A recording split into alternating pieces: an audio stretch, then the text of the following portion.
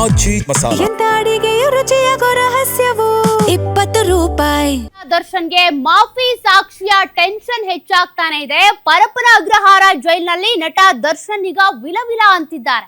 ಕಾರಣ ಜೊತೆಯಲ್ಲಿ ಇದ್ದವರೇ ಈಗ ಮಾಫಿ ಸಾಕ್ಷಿ ಆಗುವುದಕ್ಕೆ ರೆಡಿ ಆಗ್ಬಿಟ್ಟಿದ್ದಾರೆ.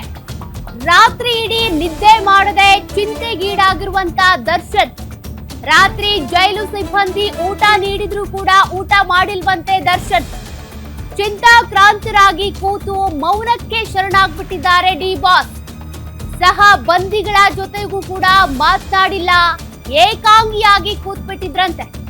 ಈಗಾಗಲೇ ಮಾನಸಿಕ ಮತ್ತು ದೈಹಿಕವಾಗಿ ಕುಗ್ಗೋಗಿದ್ದಾರೆ ದರ್ಶನ್. ಪ್ರದೋಷ್ ಮಾಫಿ ಸಾಕ್ಷಿ ಅರ್ಜಿಯ ಬಳಿಕ ಈಗ ಮತ್ತಷ್ಟು ಆತಂಕ ಶುರುವಾಗಿದೆ. ಎಲ್ಲಿ ಜೀವನ ಪೂರ್ತಿ ಜೈಲಲ್ಲೇ ಇರಬೇಕಾಗುತ್ತೋ ಅನ್ನುವಂತ ಭಯ ಈಗ ಶುರುವಾಗಿದೆ.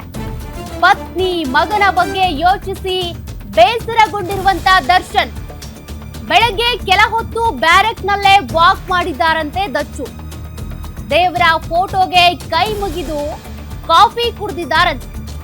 ನ್ಯೂಸ್ ಪೇಪರ್ ನಲ್ಲಿ ಬಂದ ಮಾಫಿ ಸಾಕ್ಷಿ ಸುದ್ದಿಯನ್ನ ಓದಿ ಮತ್ತಷ್ಟು ಟೆನ್ಷನ್ ಹೆಚ್ಚಾಗಿದೆ.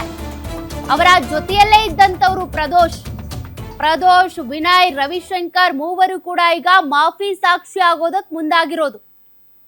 ಹೀಗಾಗಿ ಈಗ ದರ್ಶನ್ಗೆ ಇಷ್ಟು ದಿನ ಜೊತೆಲಿದ್ದವರು ಈಗ ಮಾಫಿ ಸಾಕ್ಷಿಯಾಗಿ ಹೋಗ್ತಿದ್ದಾರೆ. ಮಾಫಿ ಸಾಕ್ಷಿ ಅಂದ್ರೆ ಅವತ್ತಿನ ದಿನ ಏನ್ ನಡೆದಿತ್ತು ಅನ್ನೋದನ್ನ ಬೇರೆಯವ್ರು ಯಾರು ಕಂಡಿರಲ್ಲ. ಅವ್ರ ಜೊತೆಲಿದ್ದವ್ರೆ, ಗುಂಪಲ್ಲಿ ಇದ್ದವ್ರೆ ಹೇಳೋದಕ್ಕೀಗ ಮುಂದಾಗ್ತಿರೋದು. ವಿಡಿಯೋ ಕಾನ್ಫರೆನ್ಸ್ ಮೂಲಕ ನಾನು ಎಲ್ಲವನ್ನೂ ಹೇಳ್ತೀನಿ, ಕೋರ್ಟ್ಗೆ ಹಾಜರುಪಡಿಸಿ ನನ್ನ ಅಂತೇಳಿ ಪ್ರದೋಷ್ ಈಗ ಮುಂದಾಗಿರೋದು. ಇದೆಲ್ಲವೂ ಕೂಡ ಈಗ ಕಾನೂನು ಕಂಟಕ, ಕಾನೂನಿನ ಕುಣಿಕೆ ಮತ್ತಷ್ಟು ಟೈಟ್ ಆಗ್ತಾ ಇದೆಯಲ್ಲ, ಹಾಗಾಗಿ ದರ್ಶನ್ಗೆ ಮತ್ತಷ್ಟು ಟೆನ್ಷನ್ ಹೆಚ್ಚಾಗ್ತಾ ಇದೆ. ಜೈಲಲ್ಲೇ ಇರ್ಬೇಕಾಗುತ್ತಾ ಜೀವನ ಪೂರ್ತಿ ಅಂತ.